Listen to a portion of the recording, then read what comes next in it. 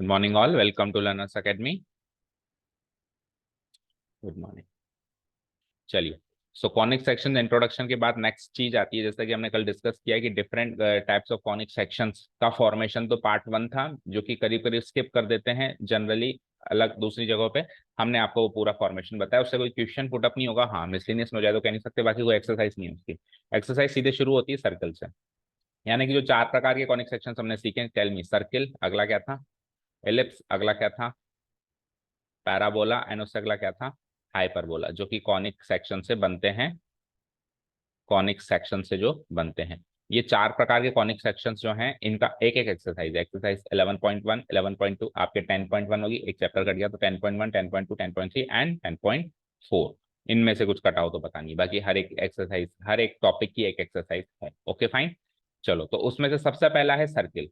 सो circle पढ़ना या circle का इंट्रोडक्शन करना को आप कंसिडर कर सकते हो एक्सरसाइज 10.1 का इंट्रोडक्टरी पार्ट। ओके, ये 10.1 का इंट्रोडक्शन है जो आज सिखाएंगे। इससे 10.1 सॉल्व हो जाएगी। 2-3 बातें बस, दैट्स इट। सर्किल में इतना ही है ना, क्योंकि सर्किल पुराना कॉन्सेप्ट है तो ज्यादा कुछ बोलने की जरूरत नहीं। सबसे पहले तो सर्किल की डेफिनेशन। अब सर्किल का किसी ने बनाओ तो ऐसे बनाओगे, ज्योमेट्रिक पिक्चोरियल रिप्रेजेंटेशन ये है। But what about its definition? तो 10th में कई बार बताया आपको डेफिनेशन कि circle is what? Circle is a set of points. Circle is a set of some points, और वो सेट ऑफ सम पॉइंट्स जो हैं वो एक प्रॉपर्टी फॉलो करेंगे, वो एक फिक्स पॉइंट से फिक्स दूरी पे होंगे। राइट, एक फिक्स पॉइंट से फिक्स दूरी पे होंगे। क्योंकि अगर ये फिक्स दूरी पे नहीं है, मान लो एक पॉइंट भी इनकी बात नहीं मानता है, मान लो ये वाला पॉइंट इनकी बात नहीं मानता है, ये ज्यादा दूरी पे, तो फिर आपका सर्किल ऐसे बनेगा, जो कि सर्किल नहीं होगा। और मान लो कम दूरी पर है, कम दूरी पे क्या कि मैं तो इतनी सी दूरी पे रहूंगा, तो फिर आपका सर्किल ऐसे बनेगा।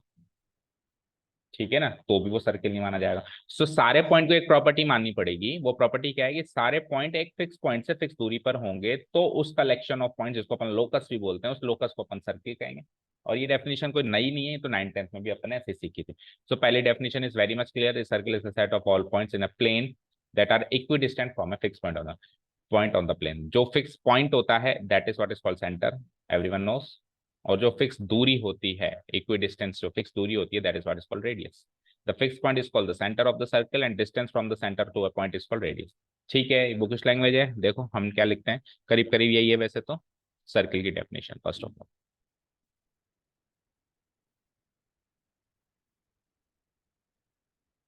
सर्किल की definition let's see. Okay, circle बना कैसे? कॉनिक सेक्शंस के लिहाज से सर्किल बना कैसे? मैंने, अच्छा ये तो हो गया कल, फॉर्मेशन ही तो चल रहा है, फॉर्मेशन ही चल रहा है, तो फॉर्मेशन पार्ट तो हमने कर लिया। तो सर्किल को as a topic, as a separate topic अलग से देखना है ना।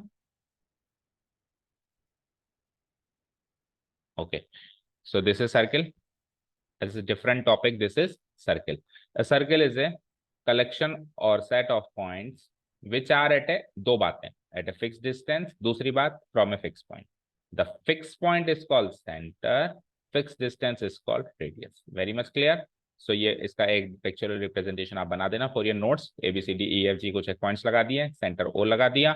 ये तो जो फिक्स दूरी बनाई हमने अलग अलग अलग, इसको कहेंगे हम रेडियस। और ये जो फिक्स पॉइंट हमने मार्क किया उसको हम कहेंगे सेंटर। हाँ, यूक्लिड ज्योमेट्री में हम सर्किल ऐसे ही बनाएंगे। यूक्लिड ज्योमेट्री हम सर्किल ऐसे बनाएंगे क्योंकि, लेकिन इस बार हमने स्ट्रेट लाइन से हम सारे के सारे कोऑर्डिनेट ज्योमेट्री में काम कर रहे हैं, तो इस चैप्टर में भी हम कोऑर्डिनेट ज्योमेट्री में ही काम करेंगे। कोऑर्डिनेट्स की बात करेंगे, सेंटर के कोऑर्डिनेट्स, इसके कोऑर्डिनेट्स, इसके कोऑर्डिनेट्स। तो कोऑर्डिनेट ज्योमेट्री में सर्किल का सेंटर O ना होकर C होता है, क्योंकि O तो ओरिजिन होता है। समझे? वैसे यूक्लिड ज्योमेट्री में आज तक हमने पढ़ा कि सेंटर O है, कोई छेड़ नहीं सकता इसको, लेकिन कोऑर्डिनेट ज्योमेट्री में सर्किल के सेंटर को बाय डिफॉल्ट C बोला जाता है। अभी हम नीचे आएंगे, ठीक है। अभी ये यूक्लिड ज्योमेट्री की एक जनरल डेफिनेशन थी, उस हिसाब से हमने और किया। ठीक है, चलें आगे। ये आप रीड आउट कर लोगे। And the fix distance is called the radius of the circle. ये हो गया इंट्रोडक्शन। नाउ अब करना क्या है, चारों के चारों जो कॉनिक सेक्शंस हैं उनकी इक्वेशन की बात करनी है। स्ट्रेट लाइंस में क्या किया था, स्ट्रेट लाइन की इक्वेशन की बात करी थी अलग अलग फॉर्म में, और उस इक्वेशन में बहुत सारी इंफॉर्मेशन छुपी हुई रहती है, उसका स्लोप, उसका वाई इंटरसेप्ट, उसको डिराइव करके अलग अलग इक्वेशन सॉल्व किए, उनके एंगल्स बिटवीन। सिमिलर काम इस पूरे चैप्टर में है। सर्किल की इक्वेशन में उसमें से छुपी हुई इंफॉर्मेशन निकाल दी है। ओके, सर्किल क्या है अब तक सीख रहे थे, कॉनिक सेक्शन है। अब जब अपन उसकी इक्वेशन की बात कर रहे हैं, तो इक्वेशन तो एक कर्व की होती है, तो सर्किल इज ए कर्व। अब सर्किल को कर्व के नजरिए से देखो, it is a curve. Curve क्या होता है, 2D प्लेन पे कर्व क्या होता है, कुछ भी हो सकता है, ऐसे ऐसे ऐसे, एक स्ट्रेट लाइन भी कर्व है, तो ये भी तो कर्व ही है, ये भी तो कर्व ही है। यानी कि इसके ऊपर लाए होने वाले हर एक पॉइंट को एक्स और वाई के रेफरेंस में एक रिलेशन पैदा करना है, कि हर एक पॉइंट एक्स और वाई का कौन सा रिलेशन मानेगा, वही तो इसकी इक्वेशन होगी। भाई एक्स का 2 गुना करके वाई से 4 गुना करें 5 आ जाए, ये एक रिलेशन है एक्स और वाई का, इक्वेशन जिसको अपन कहते हैं। तो इसके ऊपर लाए होने वाले हर एक पॉइंट को एक रिलेशन मानना पड़ेगा एक्स और वाई के रेफरेंस, मतलब ऐसे समझो, इस सर्किल के ऊपर लाए करने वाले हर एक पॉइंट के एक्स और वाई कोऑर्डिनेट को एक रिलेशन मानना पड़ेगा, उसके कोऑर्डिनेट्स को एक रिलेशन मानना पड़ेगा। उस रिलेशन को अपन इस कर्व की या इस सर्किल की इक्वेशन का नाम देंगे। ठीक है, here a circle is represented in a coordinate plane with the center C not O, और उसके बाय डिफॉल्ट जो कोऑर्डिनेट्स माने जाते हैं वो होते हैं H कोमा। ठीक है, इलिप्स में भी यही रहेंगे, तो याद करते हुए चलो। और क्योंकि इक्वेशन बनाने के लिए स्ट्रेट लाइन में इक्वेशन कैसे बनाई थी, एक मॉनिटर लिया था एक्स कोमा वाई, क्योंकि रिलेशन अगर आपको एक्स और वाई में चाहिए तो एक पॉइंट मार्क करना पड़ेगा, जनरल पॉइंट जो सबको सबकी सबका रिप्रेजेंटेटिव हो, और इक्वेशन एक्स और वाई में चाहिए तो उस जनरल पॉइंट को अपन एक्स कोमा वाई मान लेते हैं। तो हमने मान लिया P x comma y lying on the circle, हमने इस सर्किल को कैसे रिप्रेजेंट किया है, सेंटर तो सी रखा है एच कोमा के, और एक पॉइंट रखा है general point x comma y जो कि सर्किल के ऊपर लाया कर रहा है, और इसकी रेडियस हम मान लेते हैं आर यूनिट्स। पिक्चोरियल रिप्रेजेंटेशन देख लो, centre X comma Y, radius को आर, फाइन। अब ऐसा कोई जरूरी नहीं है कि ये सर्किल फर्स्ट क्वाड्रेंट में ही बने, कहीं भी बन सकता है, ऐसे भी बन सकता है, ऐसे भी बन सकता है, ऐसे भी बन सकता है, इवन कई बार ऐसे भी बनेगा जिसमें सेंटर और ओरिजिन कोलाइड करेंगे एक दूसरे के ऊपर, मतलब जो सेंटर है वही ओरिजिन, जो ओरिजिन है वही सेंटर, ऐसा भी बनेगा, वो उसका स्पेशल केस भी होगा। ठीक है, ठीक है, तो अभी हमारी बेटर अंडरस्टैंडिंग के लिए मैंने फर्स्ट क्वाड्रेंट में बना। अब सुनो ध्यान से, अगर आपके पास सेंटर के कोऑर्डिनेट्स गिवन है और एक पॉइंट जो लाया कर रहा है उसके कोऑर्डिनेट्स गिवन है, तो बाय यूजिंग डिस्टेंस फॉर्मूला आप रेडियस निकाल सकते हो, दो पॉइंट्स के बीच की दूरी तो है ही है। जैसे ही आप बाय यूजिंग डिस्टेंस फॉर्मूला इसका रेडियस निकालेंगे, तो उस प्रोसेस के अंदर जो चीज मिलेगी वो इसकी इक्वेशन, क्योंकि वो जो चीज मिलेगी वो एक्स और वाई की टर्म्स में मिलेगी, और एक्स और वाई की टर्म्स में जो भी रिलेशन मिले वो इक्वेशन है, वही इसकी इक्वेशन है, very easy.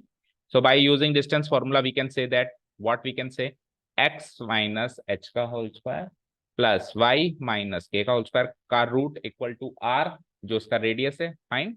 So by using distance formula, we can say that radius r equal to distance PC, P यानी कि वो पॉइंट, C यानी सेंटर, और डिस्टेंस PC को लिख सकते हैं अपन x माइनस एच का whole square plus y minus, ये रूट को भी अगर मैं r के ऊपर लगा दूं, r स्क्वायर, तो क्या बना मेरे पास, इसको एलएचएस पार्ट में लिखो, रूट के r के ऊपर रूट का स्क्वायर लगाओ, r स्क्वायर।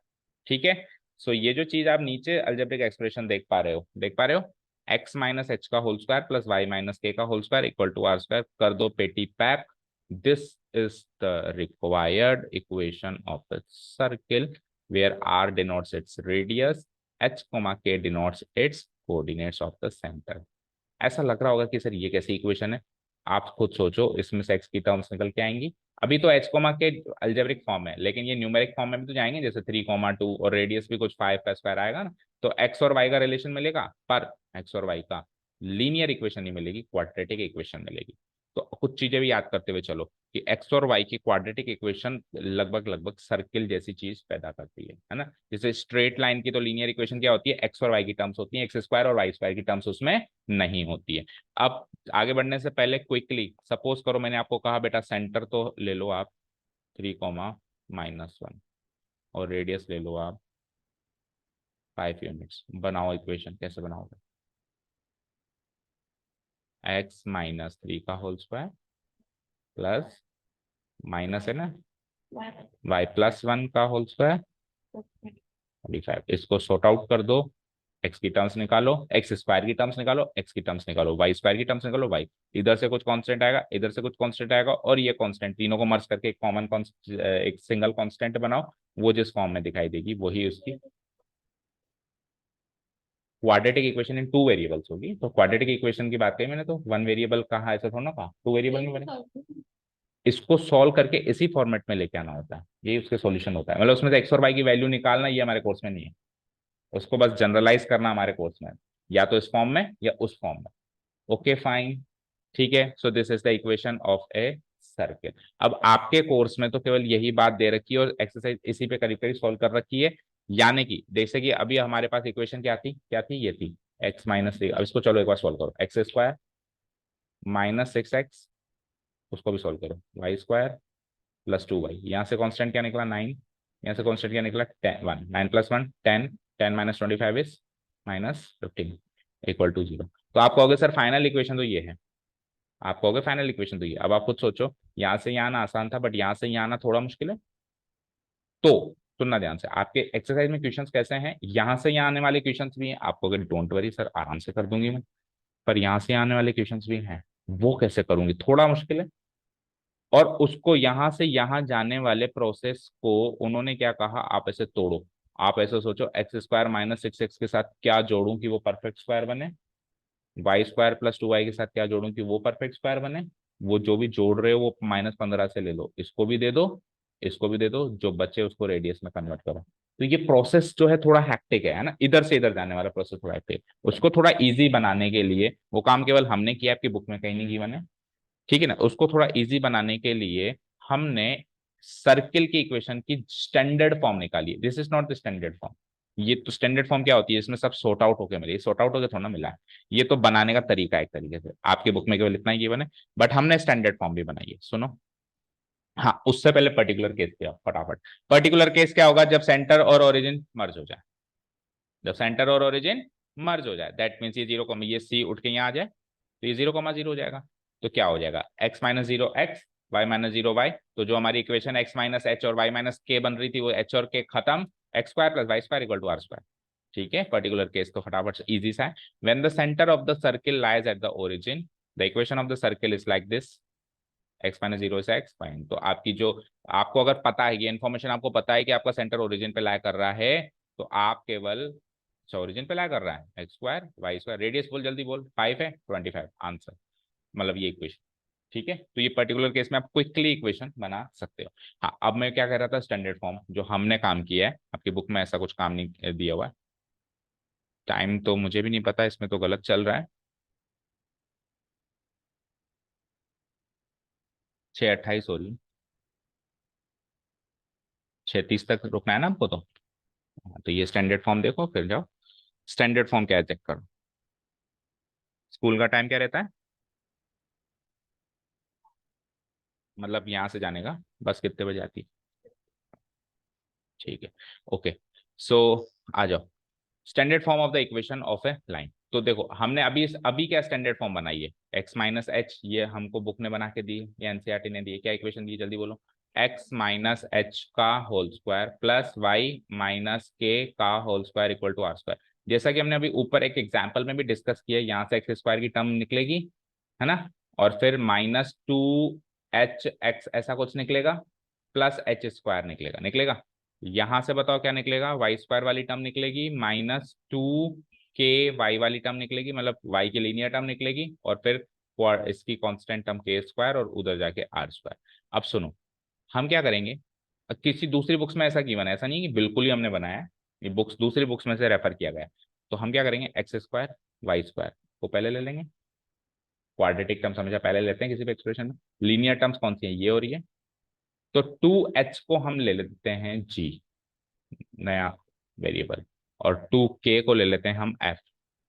तो क्या हो जाएगा 2gx, क्या हो जाएगा ये, वो क्या हो जाएगा 2fy, और h² constant, k² constant, r² constant, constant ही मिलेगा ना एक, उस कांस्टेंट को रख देंगे c।